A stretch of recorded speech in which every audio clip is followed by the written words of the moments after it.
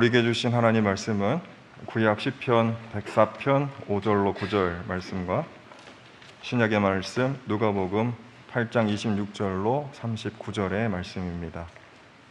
먼저 구약의 말씀 시편 104편 5절로 9절의 말씀을 제가 받들어 읽겠습니다. 제가 말씀을 봉독할 때 우리 주님의 계시 음성을 듣게 되시기를 바랍니다.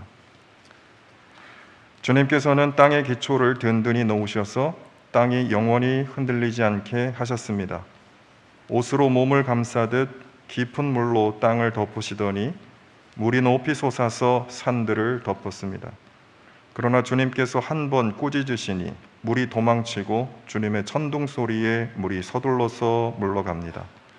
물은 산을 넘고 골짜기를 타고 내려가서 주님께서 정하여 주신 그 자리로 흘러갑니다. 주님은 경계를 정하여 놓고 물이 거기를 넘지 못하게 하시며 물이 되돌아와서 땅을 덮지 못하게 하십니다. 아멘.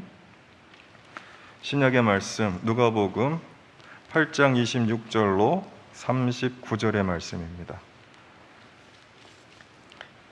이제 제가 말씀을 봉독합니다. 그들은 갈릴리 맞은편에 있는 거라사 지방에 닿았다. 예수께서 무태 내리시니 그 마을 출신으로서 귀신 들린 사람 하나가 예수를 만났다. 그는 오랫동안 옷을 입지 않은 채 집에서 살지 않고 무덤에서 지내고 있었다. 그가 예수를 보고 소리를 지르고서 그 앞에 엎드려서 큰 소리로 말하였다. 더없이 높으신 하나님의 아들 예수님, 당신이 나와 무슨 상관이 있습니까? 제발 나를 괴롭히지 마십시오. 예수께서 이미 약한 귀신더러 그 사람에게서 나가라고 명하셨던 것이다. 귀신이 여러 번 그 사람을 붙잡았기 때문에 사람들이 그를 쇠사슬과 쇠고랑으로 묶어서 감시하였으나 그는 그것을 끊고 귀신에게 몰려서 광야로 뛰쳐나가곤 하였다. 예수께서 그에게 물으셨다. 내 이름이 무엇이냐? 그가 대답하였다. 군대입니다. 많은 귀신이 그 사람 속에 들어가 있었기 때문이다. 귀신들은 자기들을 지옥에 보내지 말아달라고 예수께 간청하였다. 마침 그곳 산길슭에 노아 기르는 큰 돼지떼가 있었다. 귀신들은 자기들을 그 돼지들 속으로 들어가게 허락해달라고 예수께 간청하였다. 예수께서 허락하시니 귀신들이 그 사람에게서 나와서 돼지들 속으로 들어갔다. 그래서 그 돼지떼는 비탈을 내리달아서 호수에 빠져서 죽었다. 돼지를 치던 사람들이 이 일을 보고 도망가서 읍내와 촌에 알렸다. 그래서 사람들이 일어난 그 일을 보러 나왔다. 그들은 예수께로 와서 귀신들이 나가버린 그 사람이 옷을 입고 제정신이 들어서 예수의 발 앞에 앉아있는 것을 보고 두려워하였다. 처음부터 지켜본 사람들이 귀신 들렸던 사람이 어떻게 해서 낫게 되었는가를 그들에게 알려주었다.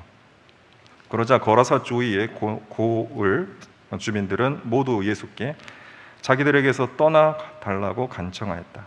그들이 큰 두려움에 사로잡혔기 때문이다. 그래서 예수께서는 배에 올라 되돌아가시는데 귀신이 나간 그 사람이 예수와 함께 있게 해달라고 애원하였으나 예수께서는 그를 돌려보내시며 이렇게 말씀하셨다. 네 집으로 돌아가서 하나님께서 네게 하신 일을 다 이야기하여라. 그 사람이 떠나가서 예수께서 자기에게 하신 일을 낱낱이 온 읍내에 알렸다. 아멘. 가을이 점점 깊어지고 있습니다. 밤도 떨어지고 또 도토리도 떨어져서 땅에 조금씩 쌓입니다.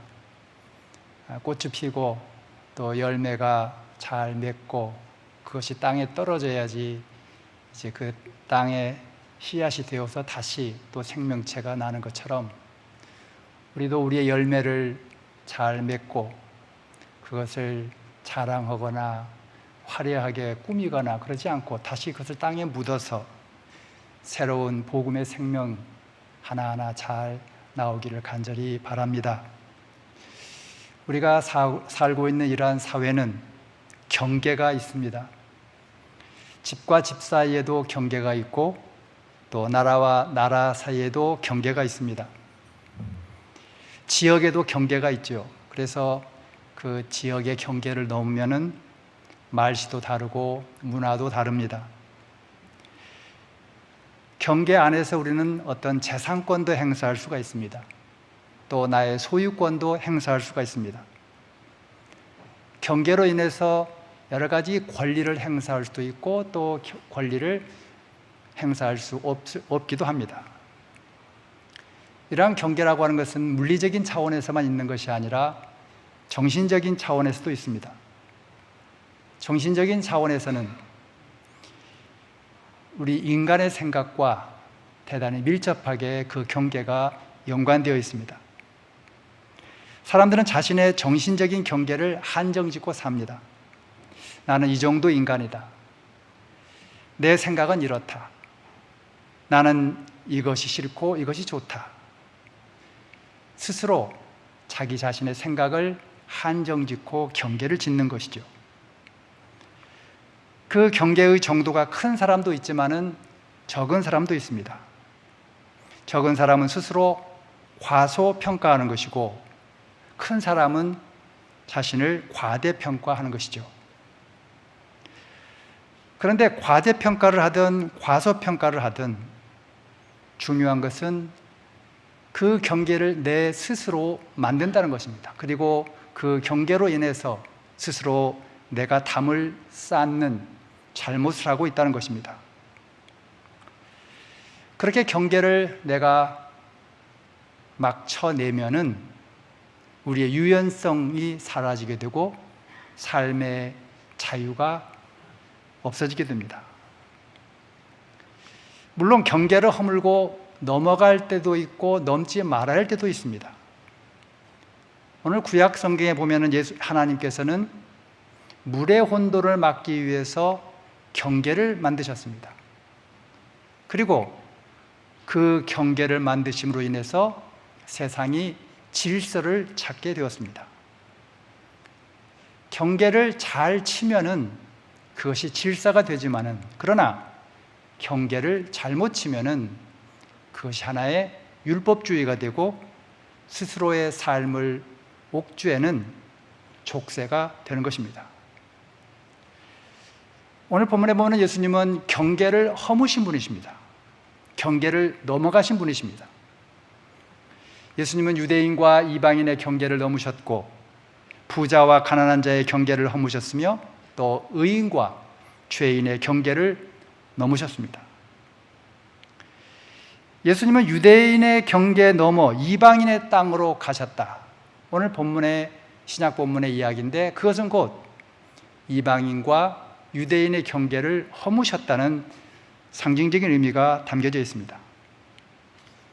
유대인들은 자신들의 우월성을 나타내기 위해서 유대인이 아닌 사람들을 이방인이라고 칭했죠. 그 이방인이라고 하는 말 속에는 차별이 담겨져 있습니다.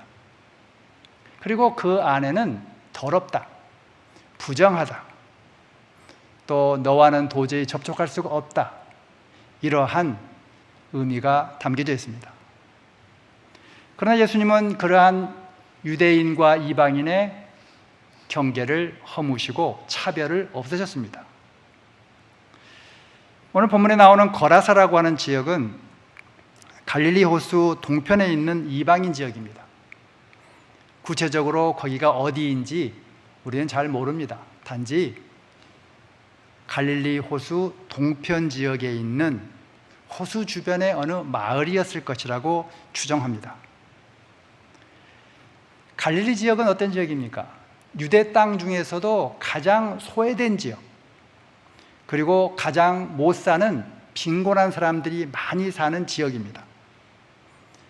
그런데 오늘 본문을 보면은 이 거라사 지역을 표현할 때에 갈릴리 맞은편에 있는 거라사 이렇게 되어 있습니다. 여기서 갈릴리라고 하는 것은 갈릴리 서편을 얘기하겠죠. 그리고 거라사 지역은 갈릴리 동편입니다. 갈릴리 맞은편에 있는 거라사라고 하는 말은 물론 지역적인 의미도 있겠지만은 중요한 상징적인 의미가 있습니다. 그것은 곧 생명의 땅인 유대 땅, 그리고 그 유대 땅 중에서도 가장 빈곤하고 가장 소외된 땅 갈릴리 반대편에 있다는 거죠. 그러면 그 의미가 뭐겠어요? 이방인의 땅 중에서도 가장 소외되고 가장 빈곤한 땅, 가장 몹쓸 땅이라고 하는 그런 상징적 의미가 담겨져 있습니다. 또 그 거라사 지역에는 돼지를 키우고 돼지를 키워서 그것을 팔아서 돈을 벌었습니다. 당시 유대인들은 돼지를 부정한 동물로 여겼죠. 구약에도 돼지고기가 부정하다고 되어 있으니까 삼겹살을 좋아하시는 분들은 조심하셔야 되겠습니까? 어떤 사람들은 삼겹살을 안 먹어요. 왜? 이 성경에 그렇게 쓰여져 있다고. 율법주의죠. 맛있게 드십시오. 당시 사람들은 돼지를 먹는 사람들을 청결하지 못하다, 부정하다 이렇게 말했습니다. 거라사 지역은 이방 땅이었지만은 청결하지 못한 땅, 정결하지 못한 땅, 부정한 땅이었다 하는 것이죠. 예수님은 그 지역을 가신 거예요. 가지 말아야 할 그 땅을 스스로 가신 것입니다.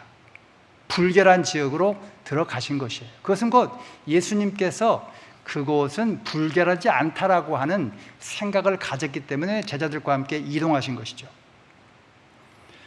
그런데 그 거라사에 당도했을 때에 귀신 들린 사람을 만났습니다.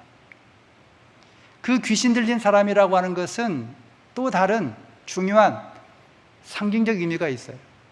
그 못 살고 그 더럽고 그 힘든 그 땅에서 사는 그 사람들 중에서도 정신이 온전하지 못하고 옷도 제대로 입지 않고 무덤에서 숨을 쉬면서 도저히 인간이라고 볼 수 없는 그러한 삶을 살고 있는 그 사람이 바로 본문에 나오는 귀신 들린 사람이에요. 모든 사람들이 다 버리고 짓밟고 무시하고 그리고 천대했던 그런 사람이 바로 귀신 들린 사람이라고 하는 것이죠.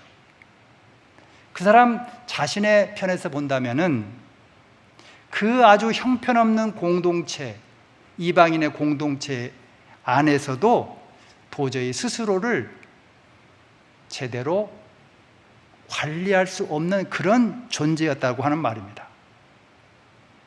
차별받는 사람들 중에서도 차별받는 사람, 더럽다고 차별하는 그 공동체 안에서도 또 더럽다고 얘기하는 그 사람. 인도에 가면은 여러 그 계급이 있지 않습니까? 그 계급의 그 하층 안에서도 또 차별할 거 아니에요? 그 바닥에 있는 그런 사람과 같은 존재겠죠. 이 귀신 들린 사람이 예수님께 와서 말합니다. 더 없이 높으신 하나님의 아들 예수시여, 당신이 나와 무슨 상관이 있습니까? 제발 나를 괴롭히지 마십시오. 그가 왜 이렇게 말했는지는 29절에 나와 있습니다. 예수께서 이미 악한 귀신들을 그 사람에게서 나가라고 명하셨던 것이다.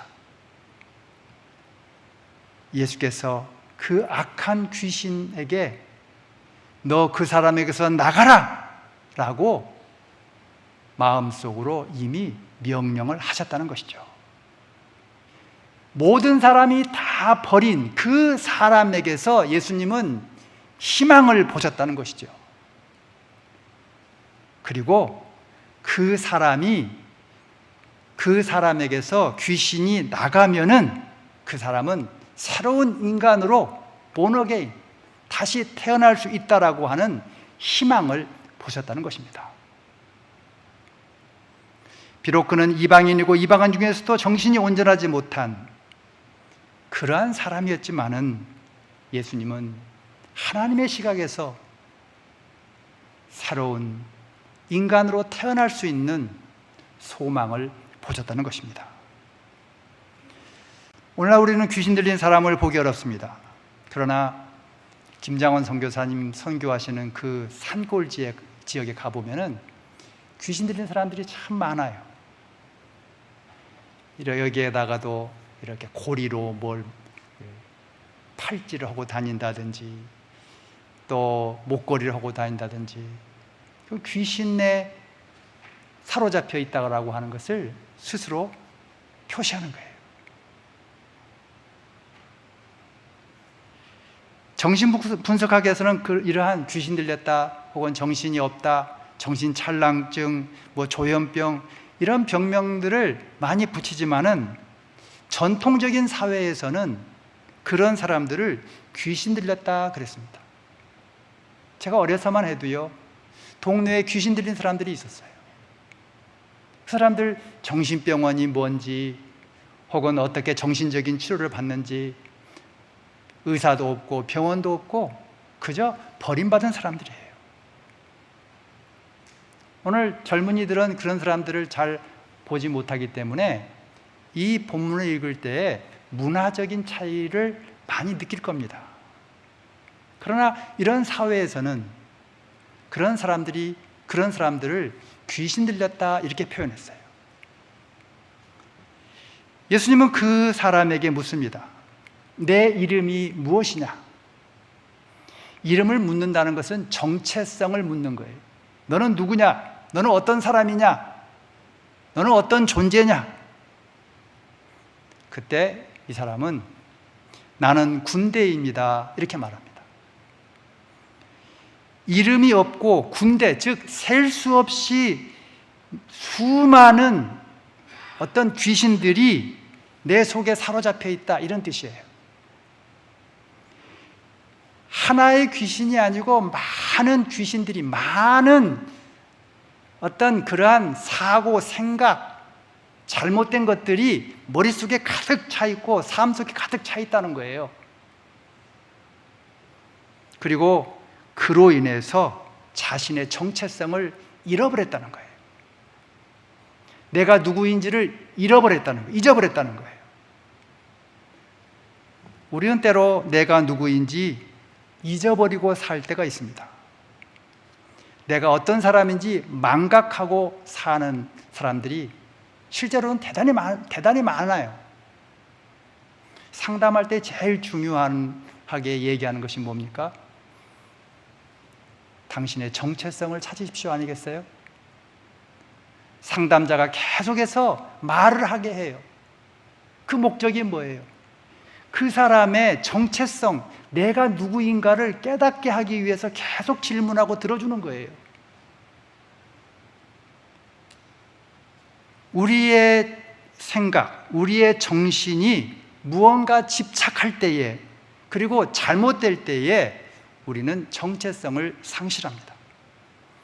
그것이 돈일 수도 있고 권력일 수도 있고 욕심일 수도 있습니다. 우리 학생들 같으면은 미래에 대한 어떠한 그러한 생각일 수도 있어요. 그런 것에 붙잡힐 때에 물불을 가리지 않고 정신없이 일을 하지요. 정신없이 무언가를 하지요. 그 정신이 없다고 하는 말은 뭐예요? 나 자신을 잃어버린다는 거 아니겠어요? 내가 누구인지를 잊어버린다는 거 아니겠어요? 그렇게 살다 보면은 건강도 잃고 가족도 잃고 친구도 잃습니다. 그렇기 때문에 우리는 주일날 혹은 기도하면서 하나님께 내가 누구인지 다시 확인하는 거 아니겠습니까? 성경의 사고는 내가 누구인지를 확인하는 것은 관계성 속에서 확인하는 거예요. 하나님과의 관계성 속에서 내가 누구인지 확인하고 내 주변의 가족, 친구들과의 관계성 속에서 내가 누구인지를 확인하는 겁니다. 그 확인하지 않는 분, 하나님은 스스로 존재하는 분이죠. 하나님만 스스로 존재하는 분이에요. 나머지는 다 관계성 속에서 사는 거예요. 그러니까 그 관계가 틀어지면은 자기 자신이 누구인지를 잊어버리게 돼요. 예수님은 귀신에 사로잡혀 자기 정체성, 내가 누구인지를 상실한 사람, 그 사람을 고치십니다. 귀신을 내쫓으신 것이죠. 정신을 온전하지 못하게 하는 그 사람의 생각, 마음을 치유하신 것이죠. 예수님의 편에서 본다면 귀신을 쫓아낸 것이지만은 그 사람의 편에서 본다면 뭐겠어요? 복잡한 생각, 복잡한 자기를 어지럽게 하는, 자기의 생각을 혼란하게 하는 그러한 생각을 버리는 거예요. 그러한 생각을 과감하게 내던지는 거예요. 그런데 그게 쉽지가 않습니다. 본문에서 예수님께서 귀신을 쫓아내려고 할 때에 귀신들의 반응이 재미있습니다. 그들은 두려워합니다. 그들이 지옥에 갈 것을 두려워해요. 그래서 지옥에 보내지 말라고 간청하죠. 지옥에 간다는 것은 곧 죽음이라고 하는 것이죠. 그 머리에 있는 복잡한 것이 버리면 되는데 내 스스로 버리지 못하는 거예요. 왜? 뭔가 아깝고 뭔가 쓸모가 있는 것 같고 또 뭔가 그것을 통해서 할 수 있는 뭐가 있을 것 같기 때문에 못 버리는 거예요. 그걸 죽여버려야 되는 건데 머리가 왜 복잡합니까? 머리를 버리지 못하기 때문에, 생각을 버리지 못하기 때문에 그런 거 아니겠습니까? 우리 학생들 보면은 이것도 하고 싶고 저것도 하고 싶고 졸업을 하고 취직을 해야 되는데 이걸 해야 되나 저걸 해야 되나 머리가 복잡해요. 하나만 붙잡으면 되는데 내가 누구이고 내 실력을 알고 그 하나만 붙잡고 그저 가면은 되는데 머리가 복잡한 상태로 그냥 가는 거죠. 귀신 들린 사람과 다른 점이 뭐가 있겠어요? 똑같죠. 삶이 망가지는 거 아니겠습니까? 중요한 것은 나의 정신을 빼앗는 것을 놓고 버리는 것입니다. 과감하게 내던지는 것입니다. 귀신들은 할 수 없이 나가게 되자 예수님과 타협을 시도합니다. 돼지들 속으로 들어가게 해주십시오. 종교적으로 가장 부정한 동물인 돼지에게서라도 들어가서 목숨을 부지하겠다라고 하는 것이 이 귀신들의 속셈입니다. 예수님은 그렇게 하라고 허락하십니다. 그러자 돼지들이 호수의 물로 뛰어들어가서 빠져 죽게 됩니다. 이것을 알려면 우리가 문화적인 상황을 알아야 되는데요. 예수님 당시에 팔레스틴 지역 유대인들에게 있어서는 귀신은 마른 땅에서 살 수 있다 이런 생각이 있었어요. 귀신이 물에 빠지면 죽는다 이런 생각이 있었어요.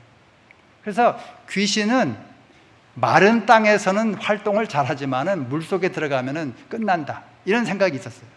그 문화적 사고가 여기 이 스토리에 반영이 되어 있습니다. 즉 예수님께서 그 귀신 들린 사람을 사랑하시고 그 안에서 희망을 보시고 하나님의 비전을 보셨던 그 생각 때문에 귀신을 쫓아낼 수가 있었고 그 사람은 귀신을 극복할 수가 있었다는 것이죠.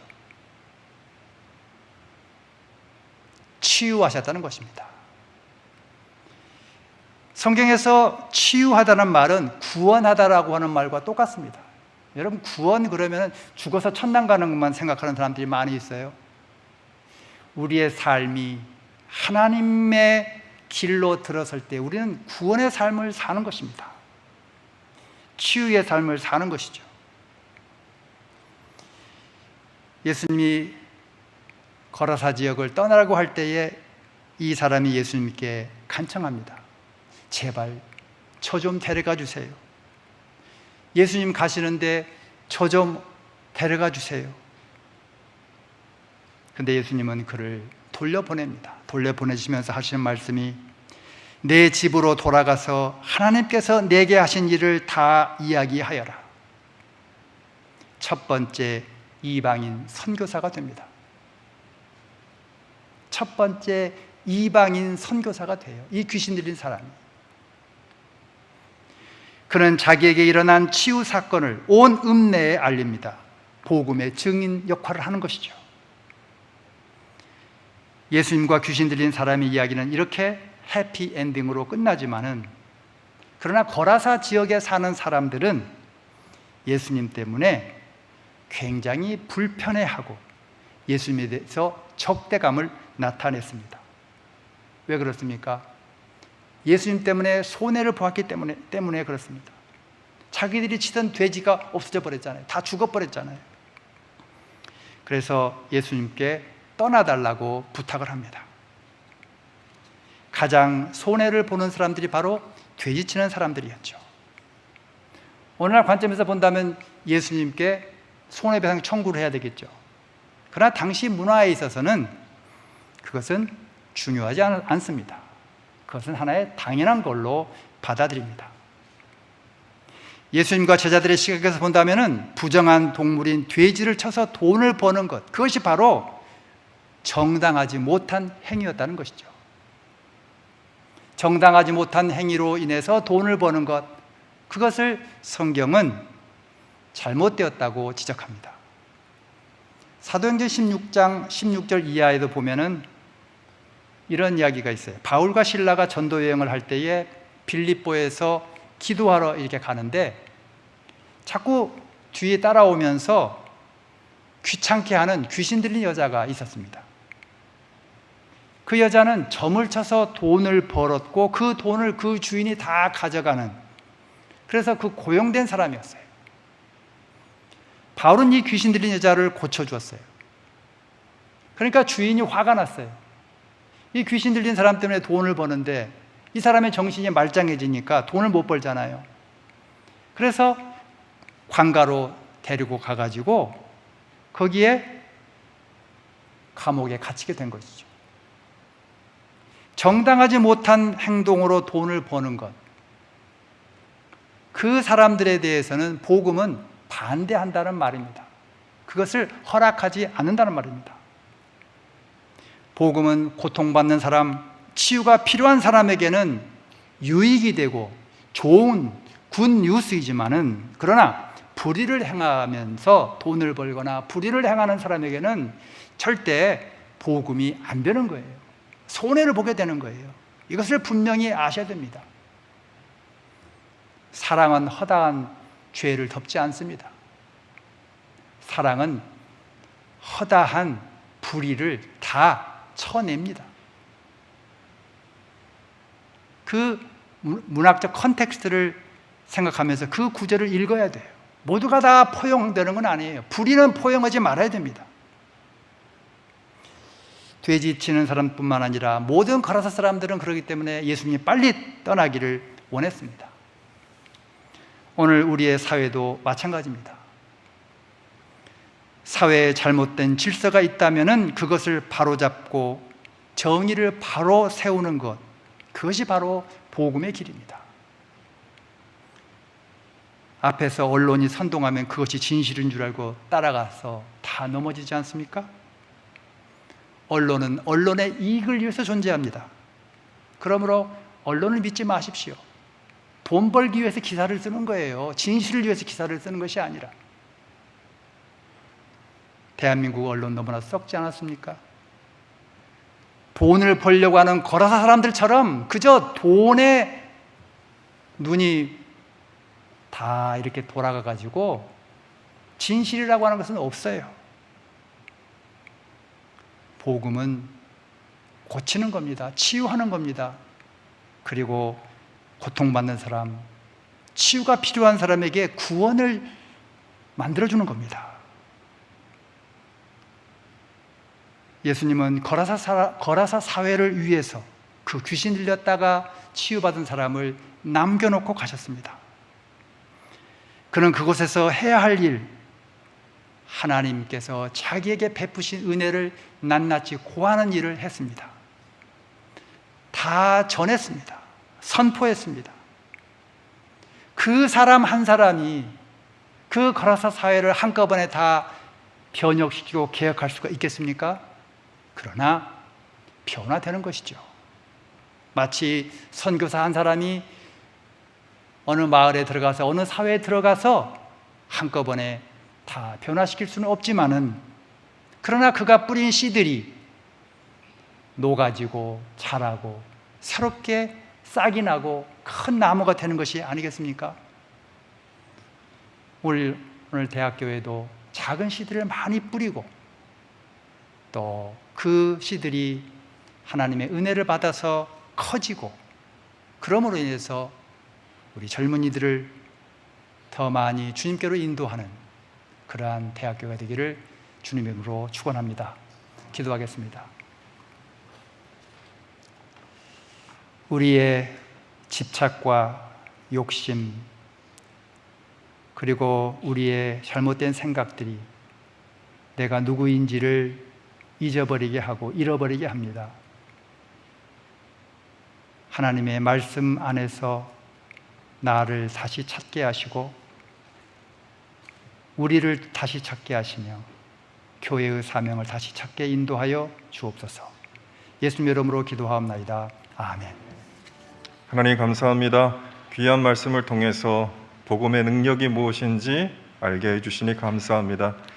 경계를 넘어서서 죄와 욕심과 또 편견과 미움으로 소외받고 우리의 자신을 잃어버리고 있는 사람에게 찾아가 주의 복음으로 사랑으로 치유하시고 정체성을 확인시켜 주시는 주님의 귀한 복음을 우리가 받아서 우리가 주님 안에 우리 자신을 발견하고 믿음으로 살아가는 우리 모든 교우들 되게 하여 주옵소서. 돼지로 상징되는 그런 탐욕과 죄악이 지배하는 세상 속에서 우리가 하나님 나라의 복음으로 한 사람의 생명이 천하보다 귀함을 알고 하나님 나라를 이루어가는 귀한 사명 감당하는 우리 대학교의 모든 교우들 다 될 수 있도록 주님 인도하여 주옵소서. 하나님, 우리의 모든 것이 주님의 것임을 인정합니다. 그리하여 우리가 하나님께 감사하는 마음으로 구별하여 예물을 드렸습니다. 11조, 주일헌금, 감사헌금, 또 선교헌금, 구제헌금, 월정, 주정헌금, 목적헌금 드려진 손길마다 하나님 은혜 내려주시고 하나님 물질 쓰여질 때마다 하나님 영광 나타나게 하여 주옵소서. 하나님, 우리 교우들 기도하는 모든 제목 가운데 함께하여 주옵소서. 몸이 아픈 교우들, 또 가족이 몸이 아파 기도하는 교우들, 또 영적으로나 또 정신적으로 어려움 당한 교우들, 경제적으로 어려움 당한 교우들, 여러 가지 걱정과 근심으로 고민하는 교우들, 하나님께서 그 기도 가운데 함께하여 주셔서 하나님께서 가장 좋은 길로 인도하여 주시고 치유와 회복이 일어나는 귀한 은혜가 되는 모든 가정 될 수 있도록 주님 인도하여 주옵소서. 우리의 생각보다 더 높은 생각을 가지고 우리의 계획보다 더 높은 계획을 가지시고 우리를 인도하시는 살아계신 하나님을 만나서 삶이 치유되고 구원으로 인도됨을 경험하는 우리 모든 교우들 다 될 수 있도록 주님 도와 주옵소서. 하나님, 우리 연로하신 어르신들 영육간에 강건하게 붙잡아 주시고 하루하루 은혜 가운데 강건할 수 있도록 주님 축복하여 주옵소서. 하나님, 또한 우리 교회에 맡겨주신 우리 젊은이들 하나님 비전을 품고 하나님의 사람으로 귀하게 세워져 가게 하여 주시며 분명한 정체성을 가지고 방향을 가지고 하나님을 위하여 위대한 일을 기대하며 또 위대한 일을 시도하는 우리 모든 젊은이들 될 수 있도록 도와주시며 우리 대학교회가 이 젊은이들을 하나님의 사람으로 길러내는 교회로서 사명 잘 감당할 수 있도록 주님 인도하여 주옵소서. 하나님, 우리 한국 교회가 그리스도의 복음으로 돌아가 세상의 모든 욕심을 내어버리고 이 땅에 존재하는 불의에 타협하지 아니하고 믿음으로 고통당하는 사람들의 눈물을 닦아주는 교회로 회복될 수 있도록 인도하여 주옵소서. 이 교회가 우리의 사사로운 재산이 아니라 하나님 나라의 공교회임을 인정하고 하나님 앞에 빛과 소금으로서의 우리 사명을 감당할 때 우리 한국교회가 한국에서 복음의 귀한 전초기지로서 하나님 나라를 이뤄가는 사명 회복할 수 있도록 주님 붙들어 주시고 인도하여 주옵소서. 지금은 교회 머리 되신 우리 주 예수 그리스도의 은혜와 우리 아버지 되신 하나님의 놀라우신 사랑하심과 우리 보호자요 인도자 되신 성령 하나님의 내주 교통 역사하심이 경계를 넘어서서 우리에게 찾아오셔서 하나님 나라의 복음으로 치유와 회복과 구원을 이루시는 하나님의 은혜를 경험하여 세상의 빛과 소금으로 이 땅을 하나님 나라로 변화시켜 나가기로 소원하고 다짐하는 사랑하는 모든 교우들과 그 가족과 나아가는 길 위에 주님께서 피로 값지고 세워주신 한남대학교회와 한국교회 위에 이 나라의 민족과 세계 열방 가운데 지금부터 영원토록 함께 하옵시기를 간절히 축원하옵나이다. 아멘.